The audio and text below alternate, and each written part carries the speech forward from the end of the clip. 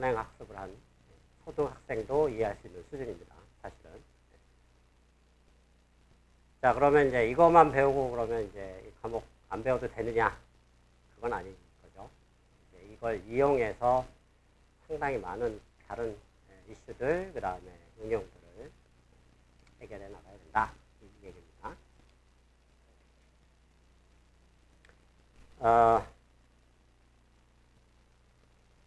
사실은 이 역사가 좀 긴데요. 그레이디언트 디센트라는 알고리즘이 처음엔 18세기, 19세기쯤 물리학 쪽에서 나왔고, 그 이후에는 딥러닝 나오기 전에 5, 60년대에는 예를 들면 레이더 같은 그런 신호 처리 쪽에서 이미 많이 쓰이고 있었습니다. 그때는 이제 어떻게 불렸냐면 리스트 민 스퀘어라고 해서 LMS라는 형태로 많이 쓰이고 있었죠. 그래서 딥러닝 알고리즘의 역사는 생각보다 굉장히 길다.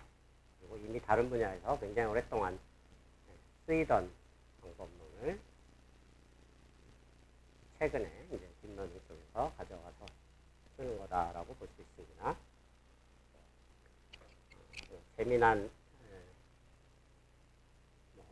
여담은 이 LMS 알고리즘 또는 그레디언트 디센트가 이미 여러분들 실생활에서 이미 많이 쓰이고 있습니다. 혹시 지금 에어팟 쓰고 있는 사람 손들어 봐요. 이게 꼽으면 주변이 노이즈 캔슬링이 되죠. 주변 소리나 이런 것들을 다 차단을 해버립니다. 그 차단하는 방법론이 정확하게 이 알고리즘을 쓰고 있습니다. 여러분들이 귀에 꼽는 순간 이 알고리즘이 몇백 kHz 아니면 몇 메가헤르츠의 그런 주파 주기로 계속 업데이트가 되면서 주변 잡음을 캔슬링을 하고 있다. 그래서 이미 실생활에 딥러닝이 아닌 여러 가지 디바이스에 쓰이고 있다는 얘기입니다. 그래서 여기 전기 정보공학 학생들은 자부심을 가지면 좋은 게 사실은 딥러닝의 핵심 알고리즘은 벌써 한 20, 30년 전에 전기 전자 쪽 디바이스 쪽에 많이 쓰이고 있었다. 그리고 실제로 요즘 노이즈 캔슬링, 헤드폰, 이어폰 이런 쪽에 상용화돼서 응용이 되고 있죠. 자, 자 그러면 이제 미분을 구한다 그랬는데 저 칠판의 제일 끝에 있는 빨간색 시계 항 미분을 우리가 한번 구해봅시다. 데이터 샘플이 딱 하나만 있는 경우를 예를 들어 목적 함수가 이렇게 주어졌죠. J라는 놈이 그 에러의 절대값의 제곱을 최소화하는 게 목적이었죠. 사실 여러 개 데이터 샘플이 있으면 여기에 시그마가 하나 들어갑니다. 계산 편의상 이렇게 생략을 하고요. 실제로 미분을 쭉 해보면 그냥 고등학교 수준입니다. 쭉 미분해서 보면은 자 H 세타가 그러니까 여기서는 이 장은 리니어 모델만 다루니까 딥러닝이 아니라 그랬죠. 딥러닝 전 단계라고 했습니다. 리니어 모델은 기본적으로 그냥 내적 형태로 표현이 가능하다 그랬죠. H 세타가 이런 모양이고 여기서 세타를 미분하면 J번째 세타에 대해 미분하면 XJ만 튀어나오겠죠. XJ가 나오고 앞에 가로가 붙는데 저 가로가 뭔가 이렇게 봤더니 다름 아닌 에러죠. 그래서 저 칠판 제 오른쪽 끝에 미분을 계산을 해보면 단순하게 즉 L2놈 또는 저 에러를 목적 함수로 쓰는 경우에 가정입니다. 그때 미분을 해보면 결과가 이렇게 수식을 여러분들이 외울 필요는 없습니다. 다만 그 수식이 직관적으로 뭘 의미하는가를 음미할 필요가 있다는 얘기죠. 이게 사실은 여러분들이 대학원에서 배우는 최적화 이론에 굉장히 심오한 내용이 사실 여기에 담겨 있습니다. 뭐 거기까지 자세하게 설명을 안 하겠지만, 자, 에러 텀이 나오고 거기에 인풋이 곱해지죠. 그래서 이런 에러하고 인풋의 곱 형태로 이놈이 만들어진다 라는 얘기고, 이거를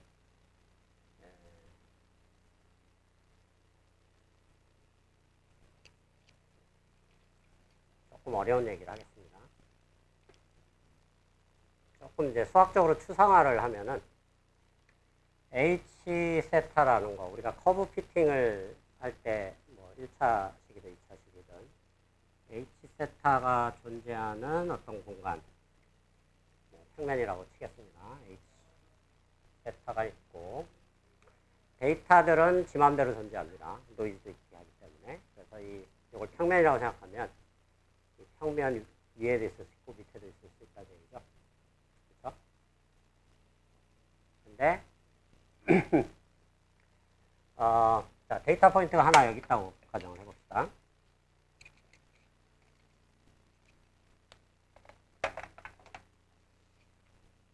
자, 이 평면이고, 데이터 포인트는 3차원 공간에서 그 평면 밖에 위에 하나가 있다. 라고 보면 되겠죠. 자, 그런데 커브 피팅을 한다는 얘기는 에러를 최소화시키는 과정이라고 얘기했었죠. 지난 시간에. 자, 에러가 뭔가 생각을 해보면, 여러분들이 고등학교 때 아마 배웠을 것 같은데, 벡터와 뭐 이런 도형 이런 데서 이 평면에 이 점에서 수선의 발을 딱 내릴 수가 있겠죠. 그래서 그러면 딱 그 만나는 점, 평면에 뭔가 수직으로 내리꽂으면 딱 만나는 점이 있겠죠. 바로 이 점에 해당하는 부분이 우리가 찾는 솔루션이라는 거예요. 즉 무슨 얘기냐면 이 평면은 모든 가능한 솔루션들의 집합이고, 데이터 중에 한 포인트에서 수선의 발을 내렸을 때 거기에 해당하는 놈이 바로 그 원하는 솔루션을 하나 집어낸다는 얘기. 그렇죠? 자, 그래서 자, 무슨 얘기를 하고 싶은 거냐면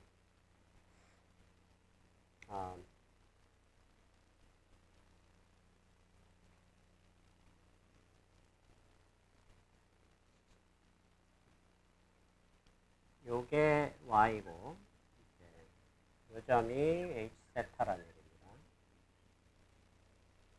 그렇죠? 그래서 요 부분이 에러가 되겠고요. 여기 괄호 안에 있는 텀이 되겠죠. 자, 그리고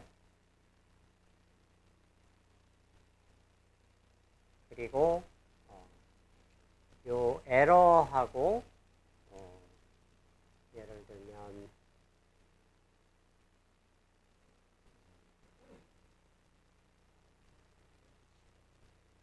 이 평면에 뭐 어떤 평행한 직선이 있다고 치면은, 그러면 이게 뭐 당연히 수직이어야겠죠. 그렇죠? 그래서 이 에러와 이 평면을 나타내는, 평면을 표현하는 어떤 벡터는 항상 수직이어야 된다. 이제 이게 여러분들이 앞으로 이쪽 분야를 전공한 사람들 대학원에 가면 최적화 이론의 가장 중요한 원리 중에 하나입니다.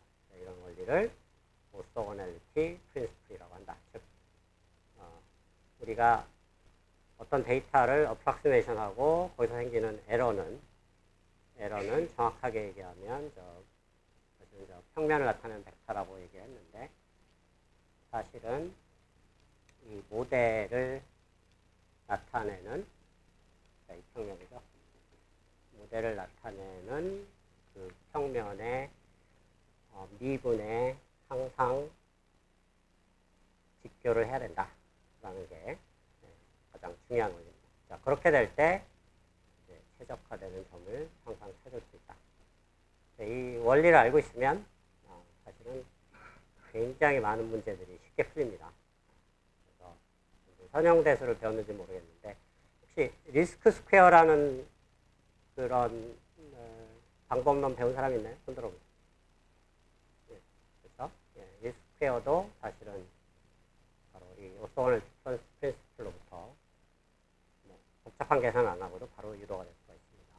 자, 마찬가지로 LMS 알고리즘 또는 그레이디언트 디센트도 결국은 우리가 원하는 점에 도달했을 때는 이 미분이 제로가 돼야 되니까 이 벡터하고 이 벡터가 서로 똑같다라는 데서 원리가 왔다라고 생각을 할 수 있습니다. 자, 어쨌든 이제 그런 좀 심오한 원리들이 이 배경에 좀 깔려 있다라는 얘기고요. 자, 이거를 마이너스를 취해서 더해준다고 그랬죠. 마이너스를 취하면 이 두 개가 뒤집힙니다. 그렇죠? 뒤집히고 더해준 형태가 그레이디언트 디센트의 기본적인 알고리즘이 되겠고, 이게 이제 스텝 사이즈에 해당하는 알파는 고정된 상수인데 이거는 실험적으로 정해야 되는 숫자입니다. 그래서 어떤 문제를 푸느냐, 어떤 데이터셋을 가지고 있느냐에 따라서 여러분들이 실제 현장에 적용하거나 프로젝트를 수행할 때 여러분들이 결정해야 되는, 그래서 이거는 사람이 결정해줘야 되는 파라미터다 해서 하이퍼 파라미터라고 부르죠. 그래서 하이퍼 파라미터라는 용어가 여기서 이제 처음 등장합니다. 딥러닝에서 가장 중요한 하이퍼 파라미터가 뭐냐? 넘버원이 바로 이거라 얘기죠. 이거를 다른 말로 러닝 레이트라고도 합니다. 얼마큼 빨리 학습을 시키느냐 라는 게 이제 이 러닝 레이트에 대한 직관적인 언급들은 다음 챕터에서 한번 다뤄보도록 하겠습니다.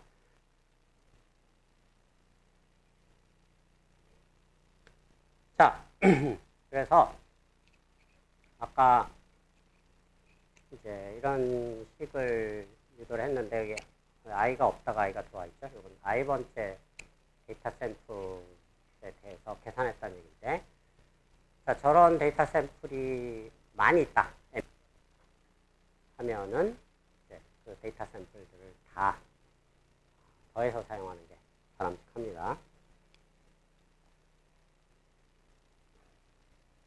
그래서 이와 같이 한 i번째 데이터 샘플만 쓰는 게 아니고 모든 데이터들을 다 더해서, 즉 무슨 얘기냐면 이 앞에다가 n분의 1을 곱해버리면 평균을 취하는 거나 마찬가지죠.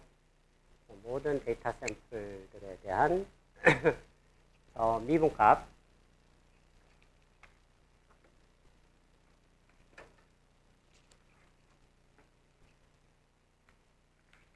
요 미분값이죠. 요 미분값의 평균을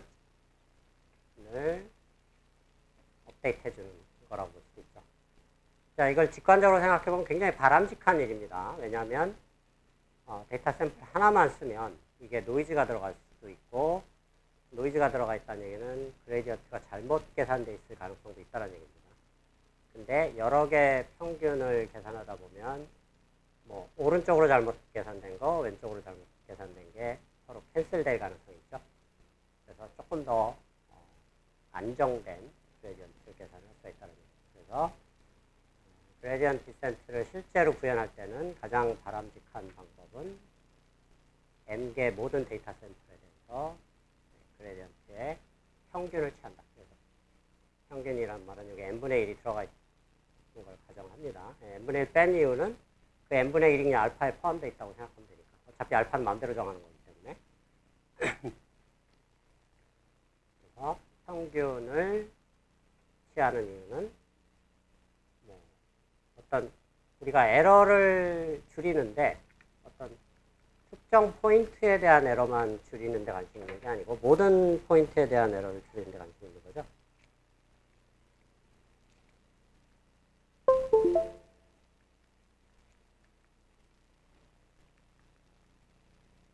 이런 데서 이 포인트에 대한 에러만 줄인다는 게 의미가 없습니다. 왜냐하면 커브 피팅을 하기 위해서는 전체 데이터셋을 관통하는 어떤 하나의 직선을 찾고 싶은 건데 이 포인트뿐만 아니라 이 포인트, 뭐 하여튼 모든 데이터 포인트에 대한 에러를 다 줄이고 싶다 그러면 각각에 대한 그레디언트들을 다 계산해서 평균을 내는 게 맞죠?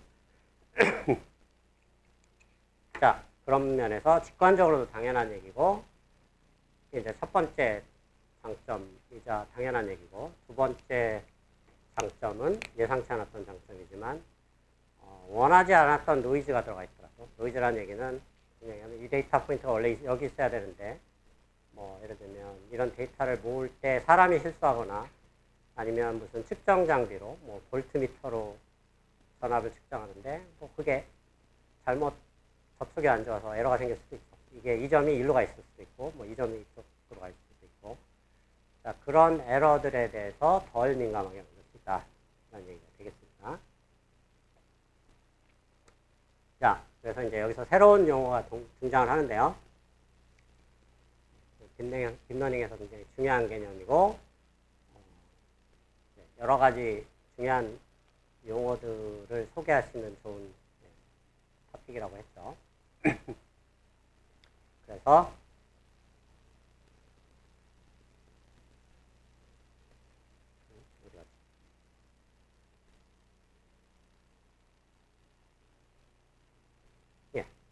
그래서 모든 트레이닝 데이터에 대해서 이거를 다 더하거나 평균을 취하는 형태. 이게 가장 사실은 바람직한 알고리즘입니다. 그래서 할 수 있으면 가능하면 이 방법을 쓰면 좋습니다. 자, 이런 종류의 그레디언트 디센트 알고리즘을 배치 그레디언트 알고리즘이라고 한다. 그래서 배치라는 거는 트레이닝 데이터셋을 얘기하는 거죠. 트레이닝 데이터셋을 전체를 다 사용한다라고 보면 되겠죠.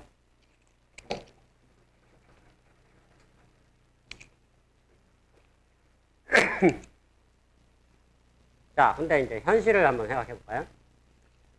현실은 이게 쉽지가 않습니다. 이게 가장 바람직한 알고리즘이지만 트레이닝 데이터셋이 적으면 한 1000만 개, 많으면 한 10억 개. 그러면 무슨 얘기냐면 자, 이런 각 단계들을 이터레이션이라고 하는데 이터레이션을 임의의 랜덤한 포인트부터 시작해서 원하는 점까지 갈 때 최소한 수백 번은 반복을 해야 됩니다. 많게는 수만 번. 10,000번 반복한다고 볼까요? 10,000번 반복하는데 한 스텝마다 반복할 때마다 1억 번 더 해야 된다는 얘기죠. 그러면 10의 4승 곱하기 10의 8승, 10의 12승 거의 한 1조 번의 연산을 해야 된다는 얘기죠. 그러니까 무지막지한 연산이 필요해진다. 그 얘기가 되겠죠. 그래서 이게 가장 바람직한 걸 알지만 이걸 실제로 우리는 리니어 모델을 다루고 있지만 나중에 딥러닝에 적용할 거를 예상을 해서 설명을 하고 있는 겁니다. 딥러닝으로 가게 되면 이게 연산량이 장난이 아니라는 얘기죠. 여기서부터 시작해서 여기까지 가는데 한 1조 번 계산해야 되니까 뭐 요즘 PC들이 워낙 빨라져서 괜찮긴 하지만 뭐 단순한 연산은 뭐 PC에서도 돌아갈 수 있습니다. 근데 각 스텝의 요 에러 텀을 구하는 게 단순한 스칼라거나 또는 요 그레디언트가 단순한 스칼라인 경우가 단순하지만 영상 데이터다 그러면 그게 스칼라가 아닙니다. 몇백만 디멘전의 벡터가 되는 거죠. 한 100만 디멘전이라 그러면 아까 10의 12승에다가 100만이니까 10의 6승 곱하면 10의 18승이 되는 거죠. 그런데 10의 18승 연산을 해야 된다는 얘기죠. 여기서부터 여기까지 가는데 그러면 뭐 요즘 뭐 i9 뭐 그 정도 한 1GHz CPU로 돌린다고 치면 1GHz 정도 클락 스피드입니다. 10의 9승 나눠주면 한 10의 9승 초가 걸린다.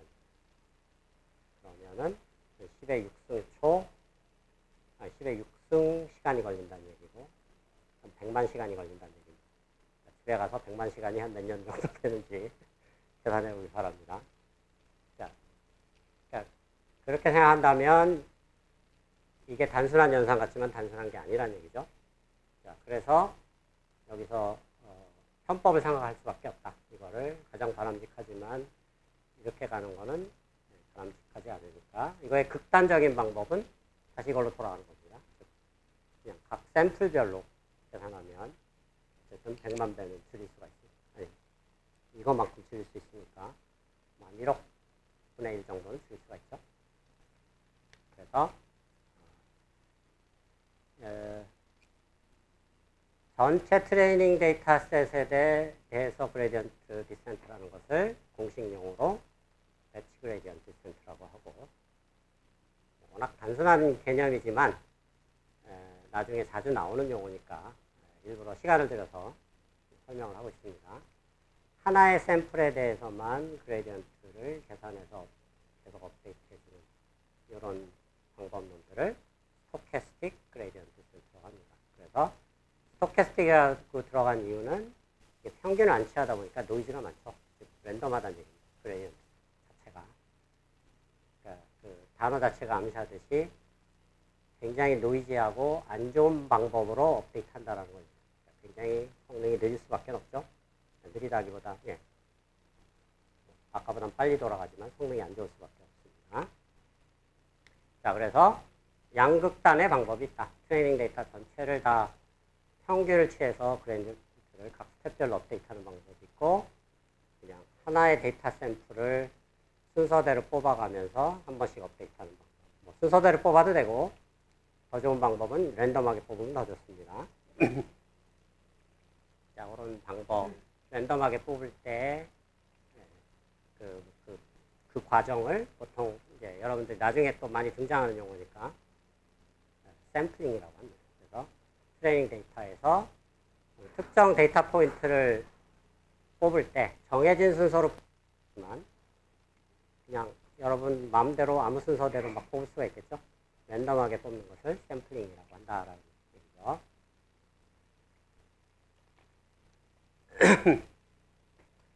자, 그래서 이 칠판에 이렇게 1차원에서 쭉 파라미터가 업데이트 되어가는 과정을 얘기를 했고요. 자, 이거는 독립변수가 1차원인 경우를 얘기했죠. 독립변수가 2차원이면 2차원 평면 위에 이런 뭐 항아리 모양의 어떤 목적 함수가 있고 쭉 쫓아가는 구조가 된다고 했죠. 그 항아리 모양 바라본 모양입니다. 자, 그럴 때는 여기서 1차원에서 수직선상에서 움직이지만 세타 값이 2차원 공간에서 움직이겠죠. 이렇게 독립변수가 2차원이니까. 그래서 미미의 점에서 출발해서 쭉 해서 미니멈 포인트로 가는 과정이다. 자, 여기에 도달하면 가장 바람직한, 우리가 찾고자 하는 커브 피팅을 가장 잘 해주는 직선을 찾았다는 얘기죠. 그렇죠? 왜냐하면 세타 제로, 세타 원이 이 직선의 기울기와 접선을 나타내니까. 자, 그래서 배치 그레디언트, 스토캐스틱 그레디언트 설명을 했죠. 자, 근데 이게 양극단이라고 그랬죠. 배치 그레디언트는 성능은 좋지만 연산량이 무지막지하게 커서 예를 들면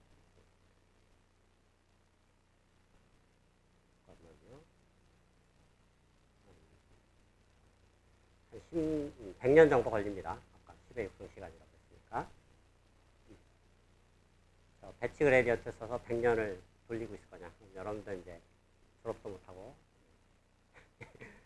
이 강좌 프로젝트도 못 끝내고 그냥 서울대에서 뼈를 묻고 사라져야 되는 상황이 벌어지죠. 자, 말도 안 되는 상황입니다. 또 다른 극단, 그냥 한 샘플만 하면은 100, 1억 배 빨라지니까 100년이 안 걸리겠죠. 그냥 몇 분이면 끝나버립니다. 대신에 얻어지는 솔루션이 이렇게 퍼펙트한 솔루션은 아니다라는 거죠. 자, 그래서 나온 것이, 그러면 이 둘 사이에 좀 뭐랄까 하이브리드는 없을까 해서 나온 개념이 있다는 얘기죠. 사실은 그 개념을 더 많이 쓴다는 얘기죠. 왜냐하면 둘 다 극단이니까. 한 놈은 성능은 좋지만 너무 느리고, 한 놈은 빠른 대신에 너무 성능이 안 좋고. 그러면 이 두 개를 잘 조합하는 방법이 뭐냐 생각할 때 가장 나이브한 방법이 뭐냐면, 원래 트레이닝 데이터셋이 있는데 그걸 다 쓰지 말고 그거를 뭐 예를 들면 n등분을 해서, 뭐 예를 들면 1억 개가 있으면 그걸 한 10등분 하면 1000만 개씩 나눠서 1000만 개씩 단위로만 평균을 취해서 업데이트 하자는 거죠. 자, 그러면 어쨌든 10배가 빨라지겠죠. 10등분 하면. 그 다음에 100등분 하면 100배가 빨라지는 거고.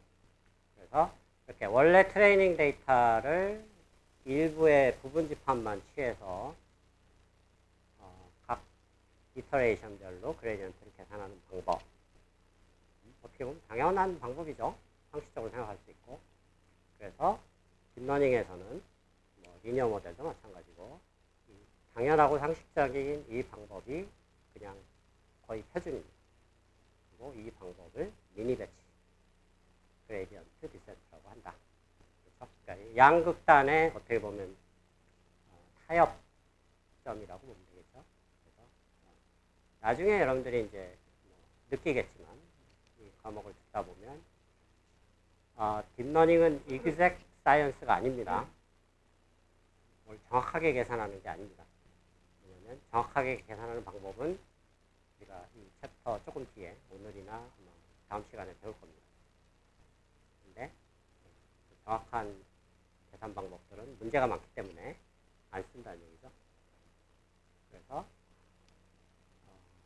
어떻게 보면 좀 안 좋게 얘기하면 대강대강 계산하는 방법이기 때문에 타협을 잘해야 된다는 얘기죠. 딥러닝은 어떻게 보면 사이언스라기보다는 아트에 가깝다. 굉장히 적절한 타협점을 여러분들이 잘 찾아야 돼요. 그 타협을 찾는 어떤 한 일면이 바로 하이퍼 파라미터를 어떤 식으로 결정할 거냐. 자, 이런 것들도 그 타협의 한 측면이라는 얘기죠. 그래서 여러분들이 이제 여기 대학원생도 있지만 이제 프로젝트를 해본 사람들도 있을 테고 앞으로 할 사람들도 있을 텐데, 프로젝트의 결과를 잘 낸다는 얘기는 뭘 의미하느냐? 이게 딱 정해진 방법론이 없다라는 얘기입니다. 굉장히 많은 여러분들이 선택할 수 있는 초이스가 있다는 얘기죠. 알고리즘부터 하이퍼 파라미터부터 트레이닝하는 방법론부터 굉장히 다양한 초이스들이 있기 때문에 그 중에 어느 걸 더 강조해서 쓸 거며 어느 순서로 쓸 거며 어떤 파라미터를 적을 건가, 이게 사실은 여러분들이 프로젝트를 수행하는 목적입니다. 그러한 감을 얻기 위해서. 사실은 그게 딱 정해진 방법론이 있다 그러면 여러분들이 프로젝트를 할 필요가 없어요. 왜냐하면 정해진 루틴대로 따라하면 되니까. 그렇죠? 근데 이게 일종의 아트이기 때문에 여러분들이 프로젝트를 하면서 그런 감을 익히라는 얘기죠.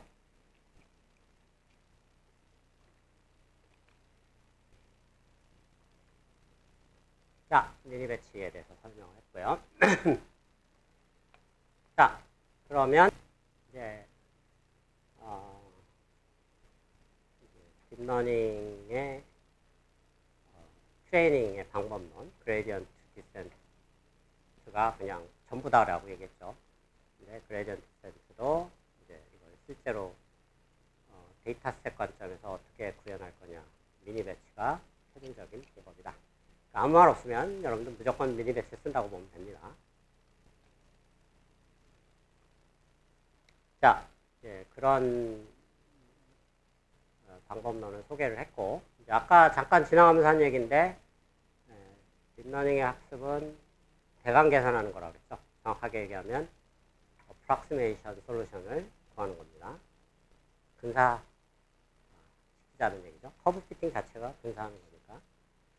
근데 놀랍게도 이거를 이그젝트하게 구하는 방법이 있습니다. 사실은 수학적으로. 무슨 얘기냐면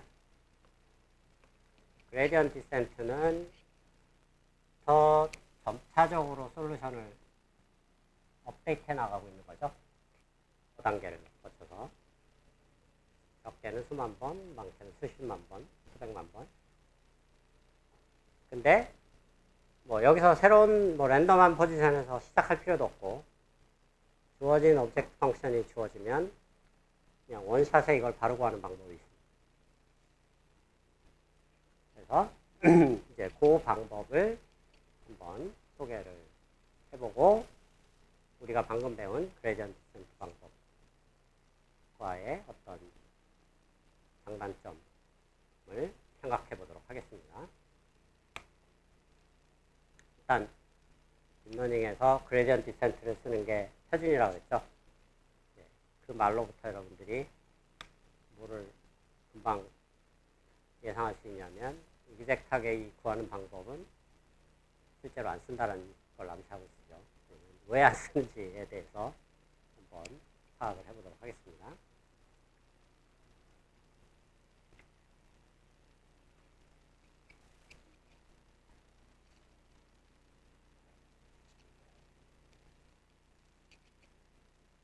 근데 안 쓰는 걸 왜 배우냐 또 이렇게 질문을 할 수도 있는데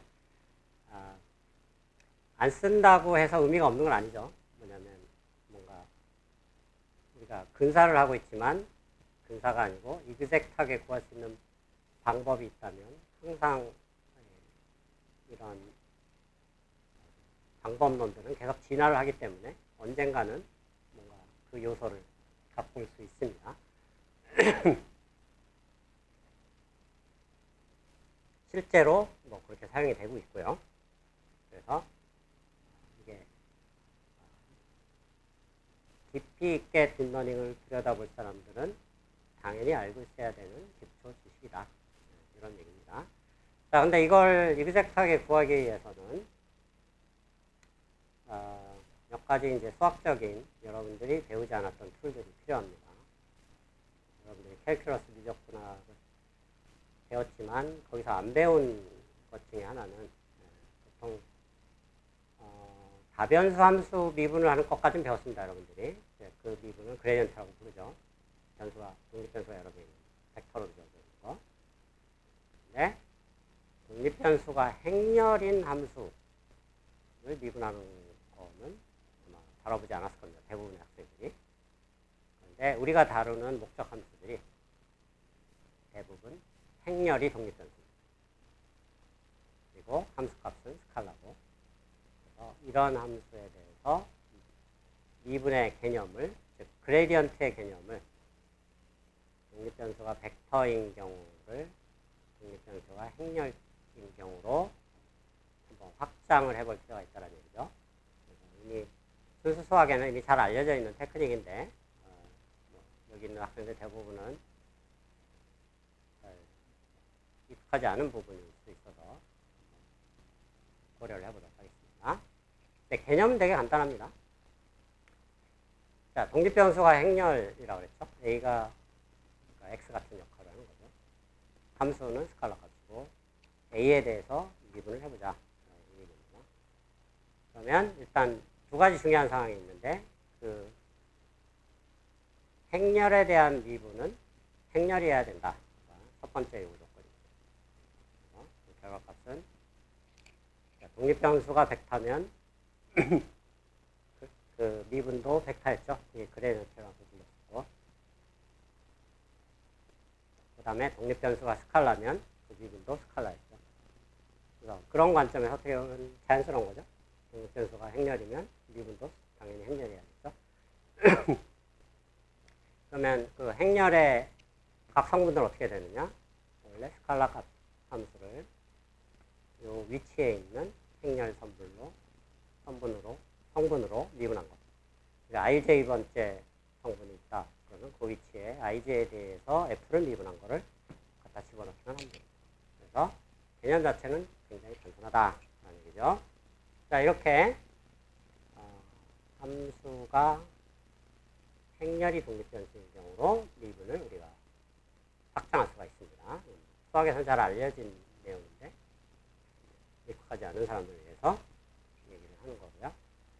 자, 그러면 이런 종류의 함수들이 우리 주변에 본 적이 있느냐? 좀 특이한 함수죠. 생각을 해보면 본 적이 있습니다.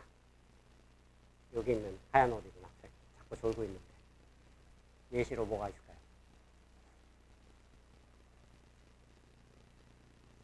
그 옆에 학생 자꾸 조는 학생들은 질문을 집중적으로 하겠습니다.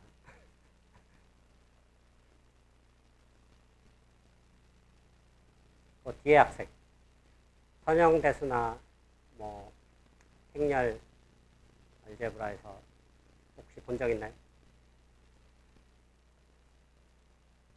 그 옆에 모자 쓴 학생.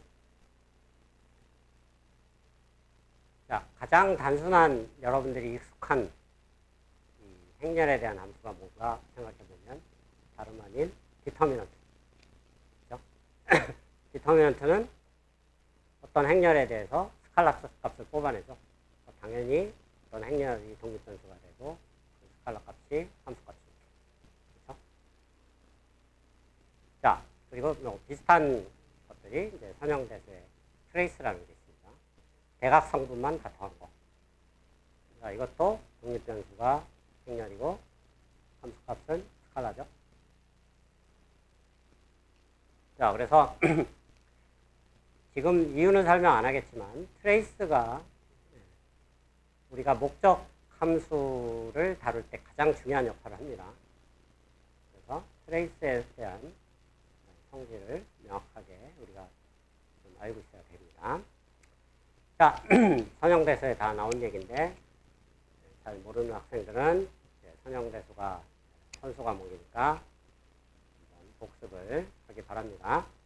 자, 트레이스의 다양한 성질 중에 하나는 얘가 교환 법칙도 성립하고 소위 서큘러 시메트릭한 성질도 같습니다. 무슨 얘기냐면 이렇게 우로 이동 또는 자로 이동을 하는데 밖으로 튀어가는 놈은 앞으로 다시 돌리는, 자로 이동하면 앞에서 튀어나가는 놈은 다시 뒤로 돌리고, 이런 거를 서큘러 시메트릭하다고 하죠.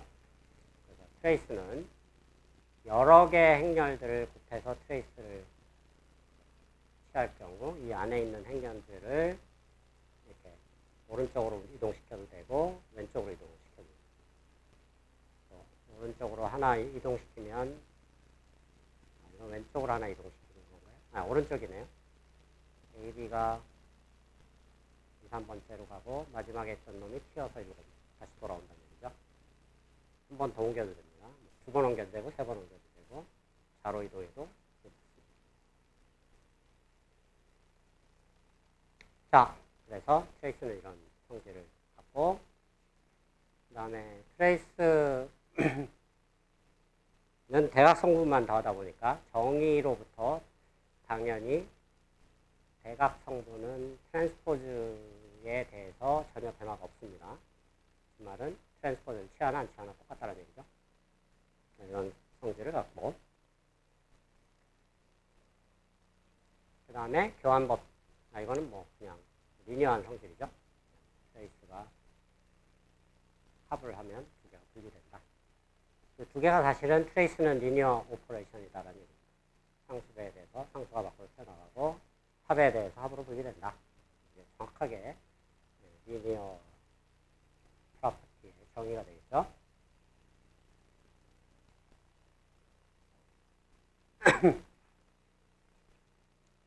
자, 그래서 시간 관계상 여기서 증명을 안 하지만 몇 개는 숙제로 나갈 예정입니다. 트레이스 AB가 있다 할 때 A를 독립변수로 보고 B는 그냥 상수로 보자는 얘기입니다. A에 대해서 미분을 하면 값이 어떻게 나올까? 다른 행렬의 트랜스포즈가 나온다. 자, 이거는 여러분들이 트레이스의 정의하고 행렬의 곱의 정의를 결합을 해서 아까 나왔던 이 미분의 정의, 이 세 가지 정의를 결합을 하면 쉽게 증명이 가능합니다. 엄청나게 계산이 빠른 사람들은 암산으로도 가능합니다. 사실은. 자기가 스마트하다고 자부하는 사람들은 한번 암산으로 증명을 해보도록. 자, 네, 이놈의 또 재미난 성질은 뭐냐? 자, 앞에 대해서 미분을 하면 뒤에 트랜스포즈가 나오죠. 근데 아까 뭐라 그랬냐면 이게 교환 법칙이 있다고 그랬죠. AB나 BA가 똑같습니다. 뒤집으면 BA나 같은 거죠. 그러면 앞에 대해서 미분했던 놈인데 얘는 뒤에 대해서 얘를 뒤집으면 뒤에 대해서 미분하는 상황이 돼버리죠. 그러니까 앞에 대해서 미분하나 뒤에 대해서 미분하나 동일하다는 얘기입니다. 결과값이. 왜냐하면 원래 미분되는 함수 자체가 똑같기 때문에 뒤에 대해서 미분을 해도 똑같은 얘기가 나온다는 얘기는 뭐냐면 아주 간단한 룰이 성립이 된다는 얘기죠. 그래서 이 룰은 여러분들이 한번 기억을 해두면 좋습니다. 무슨 얘기냐면 미분하는 독립변수가 앞에 있거나 뒤에 있거나 상관없이 다른 쪽에 있는 놈을 트랜스포즈하면 그게 결과다 라는 얘기가 되겠죠. 그래서 이 식은 앞에 대해서만 미분을 하지만 뒤에 대해서 미분해도 똑같다라는 얘기입니다.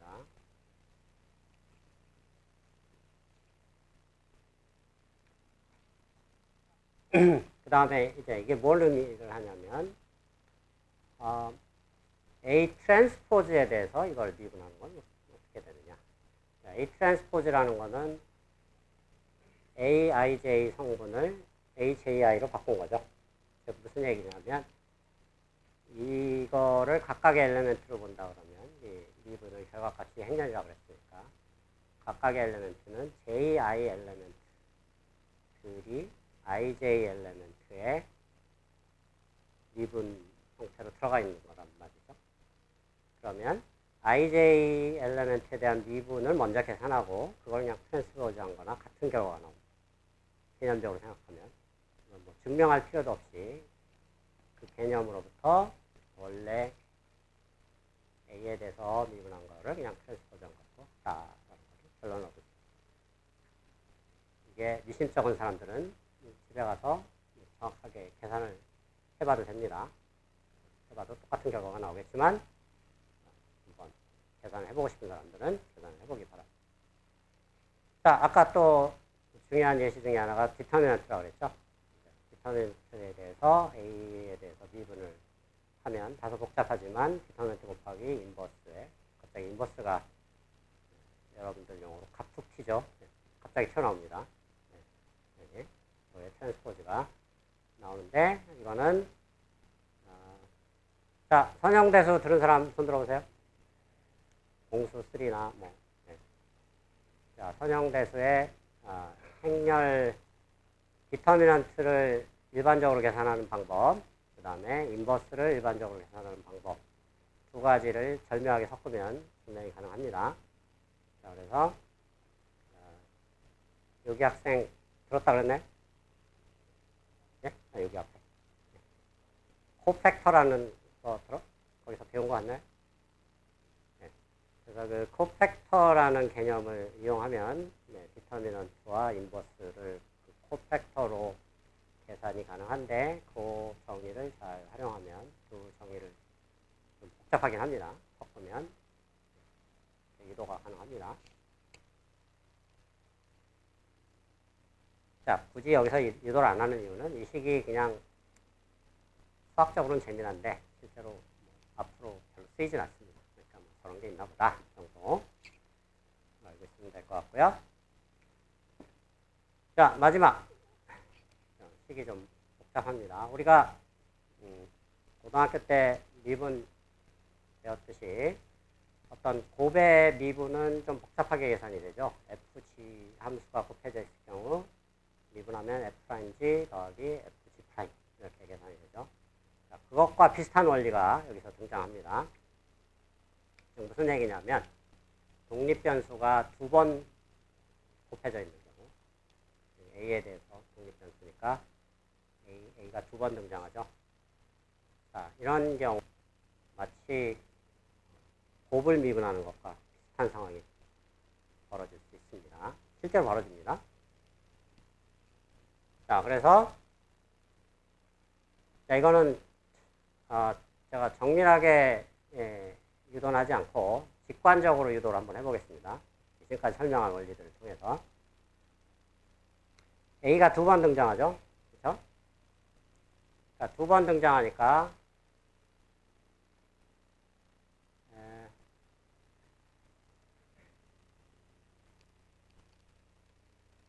왜 고등학교 수학을 얘기하고 있는지 모르겠지만 자, x제곱을 미분하면 뭐죠? 여기 학생? 2x죠? 자, 이거를 완전히 다른 시각으로 바라볼 수가 있어요. 미분 관점에서. x제곱을 x제곱으로 보지 말고 x 곱하기 x로 보자는 얘기죠. 그러면 우리가 곱의 미분을 적용하면 자, 요거 미분한 거 곱하기 이거 더하기 두 번째 미분한 거 곱하기 요거. 그래서 이거를 미분하면 1x 그 다음에 x1 그래서 결과는 동일하게 2x죠. 그렇죠? 여러분들이 그냥 식으로 외우고 있는 게 사실은 조금 x제곱을 x로 보는 x 곱하기 x로 보는 순간 다르게 해석할 수 있다는 얘기죠. 같은 원리 이 AA 트랜스포즈가 약간 x제곱하고 비슷한 상황이라는 얘기죠. 이거를 두 개로 분리를 해서 각각을 미분을 따로따로 해보면 된다. 즉 무슨 얘기냐면 요놈 먼저 미분하고 더하기 요놈 먼저 미분 그 다음 미분 더해주면 된다는 얘기입니다. 같은 원리로. 자, 근데 요거를 미분한 거는 이거 그냥 하나로 퉁쳐버릴 수 있다는 얘기죠. 그렇죠? 근데 첫 번째에 대해서 미분하면 두 번째 트랜스포즈가 결과라고 그랬죠. 이거 트랜스포즈 하면 바로 이거. 아니, 반대인가? 트랜스포즈 A. 예, 요거네요. 네. 그렇죠?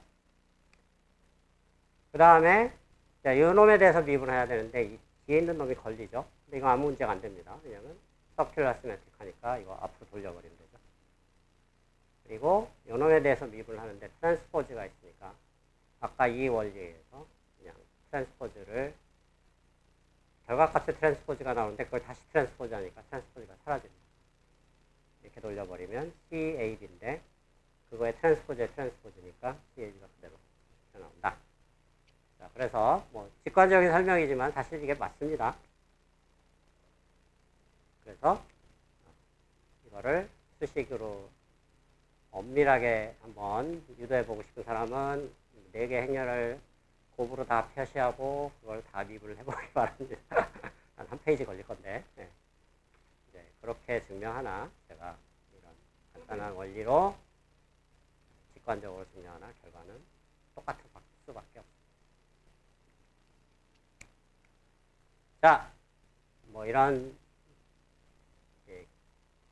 무슨 이런 이상한 수학적인 결론들을 가르치려고 이걸 가르치는 게 아니고 사실은 자, 이걸 이용해서 우리가 목적 함수를 미분을 해야 되는데 이 목적 함수 J가 그리고 이 세타가 행렬인 경우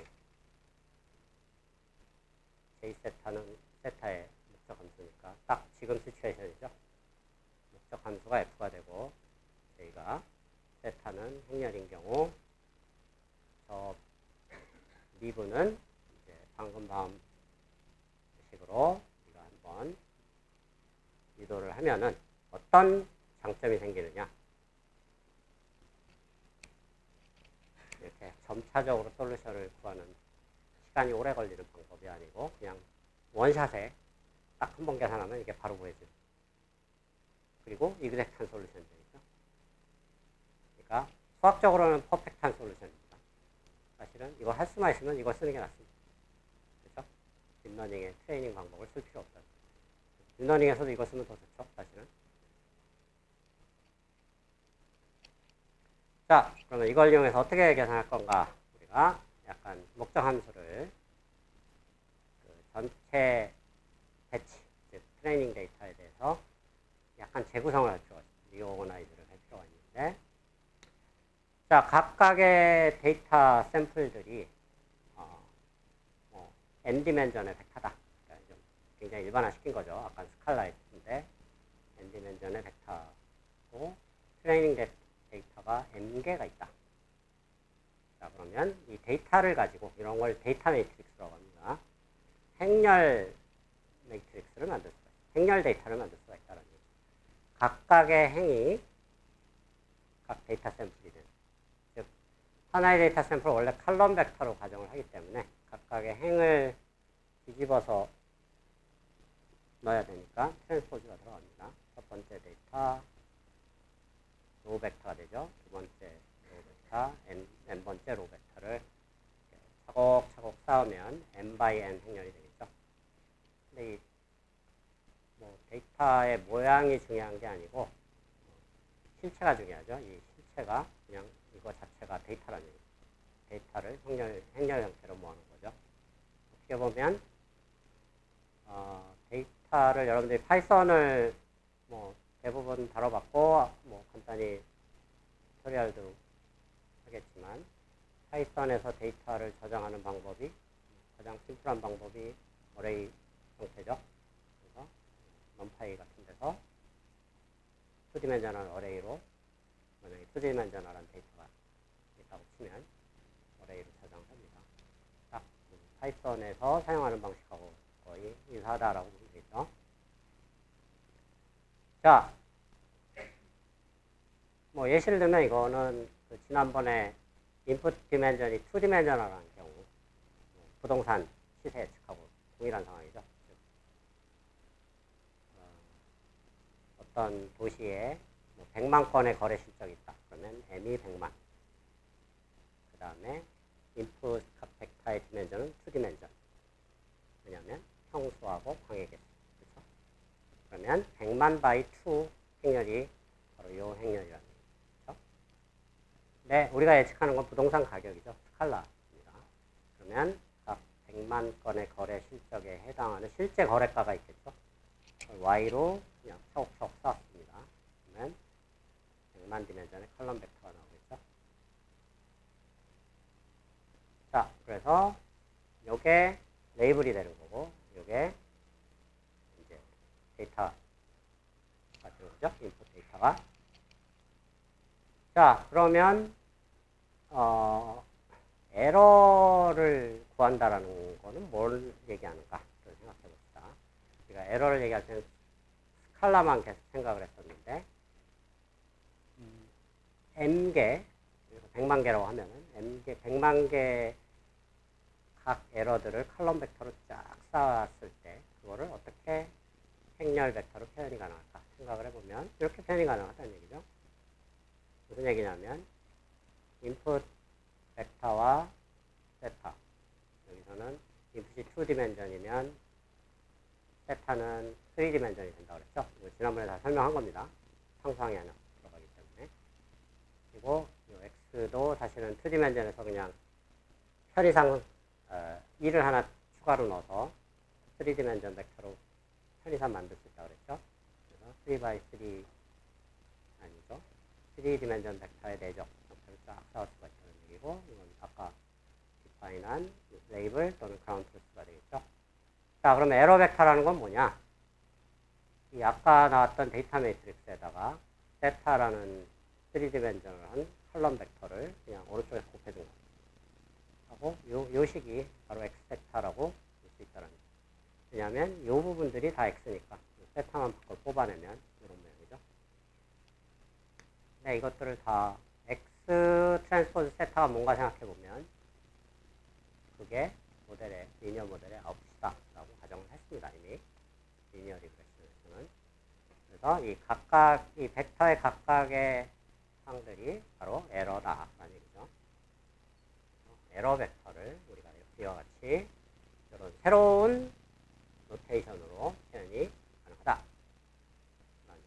자, 선형대수에서 또 여기 재미난 성질이 있죠. 어떤 임의의 벡터의 자기와 자기 자신의 내적은 그냥 스퀘어 썸과 같다.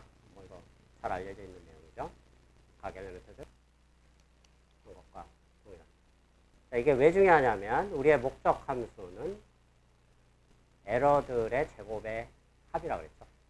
짓 i를 에러라고 본다 그러면 i번째 데이터 센트에 결국은 이 짓을 요 벡터로 보면 된다는 요 x세타 마이너스 y가 바로 짓이라고 디파인을 하면 이게 우리의 목적 함수가 된다. 앞에 2분의 1만 붙이면 2분의 1 붙이고 이 벡터의 셀프 이너 프로덕트를 계산해 보면 그냥 L2 놈이죠. 미스퀘어 에러. 자, 그래서 목적 함수까지 이런 새로운 구조로 새로운 노테이션으로 표현이 가능하다. 자, 근데 여기서 여러분들이 계속 기억해야 될 거는 우리가 이런 뭔가 귀찮은 연산을 하고 있는 이유는 그냥 수학적인 호기심이 아니고 전혀 다른 방식으로 솔루션을 구하려고 하기 때문입니다. 무슨 얘기냐면 아까는 점차적으로 솔루션을 구했는데 이번에는 원샷에 구하고 싶다. 그 얘기죠. 자, 그럼 목적 함수가 주어졌으니까 이 재미난 사실은 목적 함수는 하나의 스칼라입니다. 그렇죠? 그리고 이 목적 함수의 독립변수 세타는 여기서 벡터가 되겠죠. 네, 생각을 해보면 벡터도 컬럼 벡터도 행렬의 일부죠. 그냥 n by 1 행렬입니다. 그러니까 아까 행렬 함수에 대한 미분 식들이 그대로 적용이 됩니다. 그레디언트 적용해도 되지만 자, 그러면 이제 고등학교 때 여러분들이 배웠던 최소 최대 문제를 생각해 보면 답이 나옵니다. 스칼라 값이 함수 값이고 함수가 행렬 또는 벡터의 함수면 최소나 최대 값을 갖는 위치는 그 독립변수에 대한 미분이 제로가 되는 점이죠. 그냥 미분만 구하면 된다는 얘기입니다. 그렇죠? 미분을 구해보자는 얘기죠. 근데 목적함수가 이런 모양으로 주어졌고 이게 4개 항이 쭉 나오겠죠. 근데 마지막 항 y는 세타에 대한 변수가 전혀 없으니까 상수니까 무시해도 됩니다. 자, 그 다음에 세 번째 줄에서 중요한 사실은 여기에 나와 있는 각각의 항들이 모조리 다 스칼라입니다. 스칼라를 행렬로 본다 그러면 몇 바이 몇 행렬일까요? 여기 세세가 어디 있어요? 단순하게 생각하세요. 예? 그렇죠. 행렬입니다. 근데 스칼라 원 바이 원 행렬은 아주 재미난 성질이 있는 게 원 바이 원 행렬이기 때문에 행렬 자체가 그냥 대각선 전부입니다. 그렇죠? 지금 무슨 얘기냐면 스칼라인 경우는 트레이스를 취하나 안 취하나 똑같다는 얘기죠. 예, 트레이스가 있거나 없거나 똑같다는 얘기죠. 모조리 다 스칼라이기 때문에 자, 트레이스를 집어넣고 자, 트레이스의 서큘러 시메트리 그 다음에 교환 법칙 이런 것들을 다 적용을 하면 이렇게 2개 항만 살릴 수가 있습니다. 자, 미분을 하는데 이제 아까 나왔던 원리 마지막에 나온 4번째 원리를 쓰면 되는 거죠. 요거에 대한 미분 하면 이거 그 자체가 나오고 그렇죠? 요거에 대한 미분하면 이거의 트랜스포즈. 근데 이 2배가 똑같습니다. 2배 이게 나오고 자, 여기도 요거에 대한 미분은 이거의 트랜스포즈니까 x 트랜스포즈 y. 그렇죠? 정리해보면 이와 같이 나온다. 여러분들이 고등학교 때 배웠던 최소 최대 문제 즉 우리가 요점을 찾는 건데 요점의 미분은 제로가 돼야겠죠 당연히. 요거 이퀄 제로 하면 솔루션이 나온다는 얘기죠. 왜? 우리가 찾고자 하는 놈은 세타고 나머지는 다 주어진 겁니다. 그렇죠?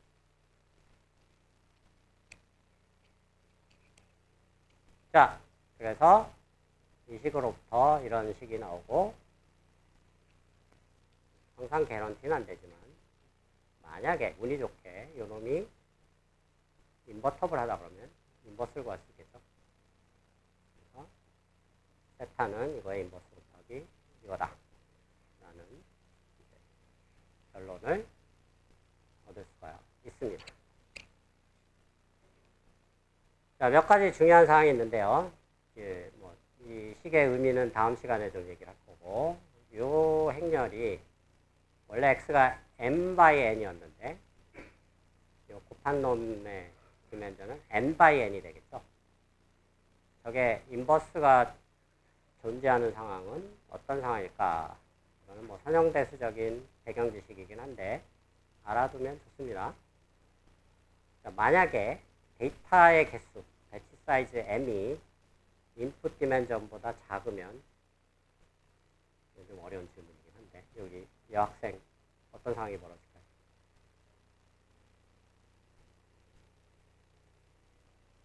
그 왼쪽 학생. 왼쪽 학생. 예? 데이터의 사이즈 m이 인풋 디멘전 x보다, 그러니까 n보다 작을 경우, 이게 n by n 행렬입니다. 예? 자, 이거에 대한 혹시 용감하게 답을 말해볼 사람 있나요? 예, 여기 학생. 그래서 그게 어떤 의미를 가질까요? 저기 학생. 네.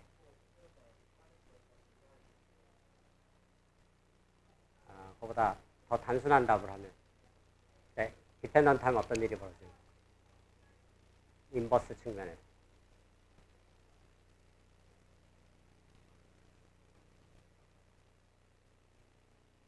자, 그래서 선형대수 지식이 좀 많이 필요합니다. 자, 데이터 배치 사이즈가 너무 작으면 인풋 디멘전보다 이게 일종의 이제 언더디터민드 시스템이 되고, 저기 학생이 말한 것처럼 행렬이 100% 인버터블 하지가 않습니다. 무슨 얘기냐면 우리가 구하는 솔루션을 구할 수가 없어지는 상황이 벌어진다. 자, 배드 뉴스죠. 네, 굿 뉴스는 대부분의 경우 인풋 디멘전이 작고, 보통 아까 2디멘전 정도뿐이 안 됐죠. 트레이닝 데이터의 개수는 무지막지하게 큽니다. 보통 10만, 100만, 뭐 억 이렇게 되니까 우리가 걱정하는 상황은 대부분 벌어지진 않는다 라는 얘기가 되겠습니다. 자, 그래서 그게 이제 첫 번째 포인트고, 두 번째 포인트는 이제 그 반대 상황, 데이터가 충분히 많아도 인버스가 존재 안 할 가능성도 있습니다. 사실은. 왜냐하면 인버스가 존재하려면 저놈의 디터미넌트가 항상 non-zero여야 되는데 그런 개런티는 없는 거죠. 근데 저 데이터가 랜덤하게 만들어지는 경우 높은 확률로, 이거는 대학원 수준을 넘어서는 내용이긴 합니다. 높은 확률로 거의 m이 상당히 커지면, 그러니까 디멘전 n이 상당히 커지면 높은 확률로, 그러니까 99.99% 인버터블 하다라는 굉장히 유명한 이론이 있습니다. 또 사실은 1950년대 옛날에 물리학자들이 특이한 얘기긴 하지만 원자폭탄 개발할 때 특이한 이론들을 개발했는데 이런 행렬들을 계산해야 될 필요가 있었습니다. 이게 높은 확률로 인버터블 하다라는 걸 보였습니다. 그래서 상당히 굿뉴스죠. 무슨 얘기냐면 높은 확률로 데이터가 충분히 많아지면 인버터블 할 가능성이 높다. 자, 그 정도로 오늘은 마무리하고 다음 시간에 뵙도록 하겠습니다.